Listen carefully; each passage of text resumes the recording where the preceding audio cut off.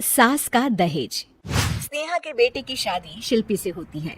शिल्पी दहेज में हर सामान लेकर आती है जो पहले से ही स्नेहा के घर होता है। ये सामान स्नेहा के पापा ने उसे दिया था। अरे शिल्पी, मेरा टीवी क्यों हटाया? क्यों हटाया मतलब? अरे बड़ा और अपडेटेड टीवी है ये। स्नेहा को गुस्सा आता है और वो शिल्पी के बड़े टीवी के बगल में अपने पुराने जमाने का टीवी भी रख देती है। बड़ी आई अपडेटेड वाला। अरे बहुत सारी तेरी जैसी बहुओं को जानती हूँ मैं, जो घर से लाए सामान का रौब दिखाती है। ये ना समझ के हम भिखारी हैं। देख ले, हमारे पास भी टीवी है। ओहो, जो करना है वो करो। कोई मेहमान आएगा तो हंसेगा कि एक ही जगह दो दो टीवी।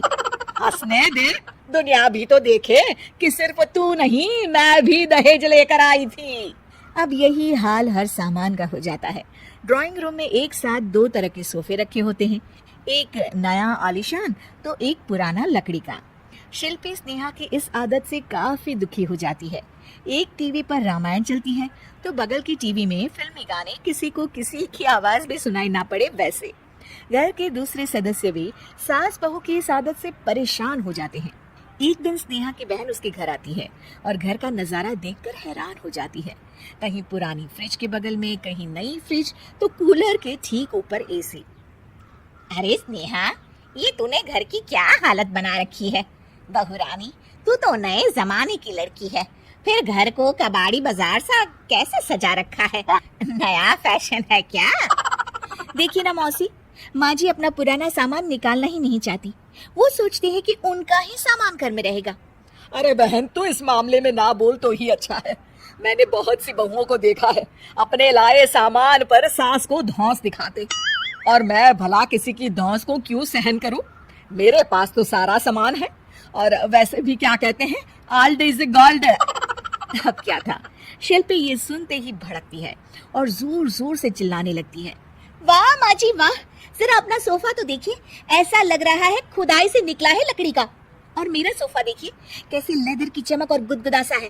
अरे आपका तो पुराना धुराना सा है। शिल्पी देख, मेरे पिताजी ने जो दिया है वो उनकी निशानी है, उसके बारे में मत बोल। तू तेरा सामान ले जाकर अपने कमरे में रख ले। क्यों क्यों? मैं अपना सामान क्यों कमरे में रखूं? और जो मेरे ससुराल आए वो यही कहे, ओ कितना ओल्ड फैशन घर है। दोनों की बहसा बहसी में मौसी सर पकड़ लेती है। तुम दोनों जब देखो तब लड़ती रहती हो। मैं तो चली किचन में बादाम का शरबत बनाने। सुन, बादाम का सिलबट्टा जो मेरी माँ ने दिया था उसमें पीस लेना। तो शिल्पी बोल पड़ती है, मौसी कसम है आपको, आप मेरे पापा की दी मिक्सी में ही बादाम पीसिएगा। खैर, मौसी तो जाती है किचन में, लेकिन ड्राइंग रूम में सास बहू की बहसा बहसी जारी रहती है। तभी शिल्पी को गुस्सा आ जाता है और वो अपने पापा के दिए सोफे पर जाकर जोर से बैठती है, लेकिन तभी सोफा जोर से आवाज कर टूट जाता है। हे भगवान, ये क्या हुआ? ये सोफा कैसे टूट गया? बेटा, अब समझ में आया ओल्ड इज गोल्ड क्यों कहा जाता है। टूट गया ना तेरा सोफा। तभी किचन से जोर से आवाज आती है और मौसी काली पीली होकर किचन से बाहर निकलती है। शिल्पी, तुम्हारी कसम के चक्कर में मैंने बादाम के लिए मिक्सी का उपयोग किया था, लेकिन जैसे ही प्लग ऑन किया, अरे मेरा ये हाल हो गया। और भरोसा करो आजकल की चीजों पर। मैंने तो कहा था तुझसे, माँ की सिलबट्टे पर बादाम को पीसती तो तेरा ये हाल ना होता और स्वाद का स्वाद बरकरार रहता। अरे जब सब चीजें घर में थी तो क्या जरूरत थी तेरे पापा को सामान देने की? वैसे भी बहू, आजकल दहेज वही मांगता है जिनकी खुद की काबिलियत नहीं होती। आप ठीक कह रही हैं माँ जी। मेरे लिए ये सौभाग्य की बात थी कि आप लोगों ने पापा से कोई डिमांड नहीं की थी, लेकिन मैं आपको समझ ही नहीं पाई। मुझे माफ करिए।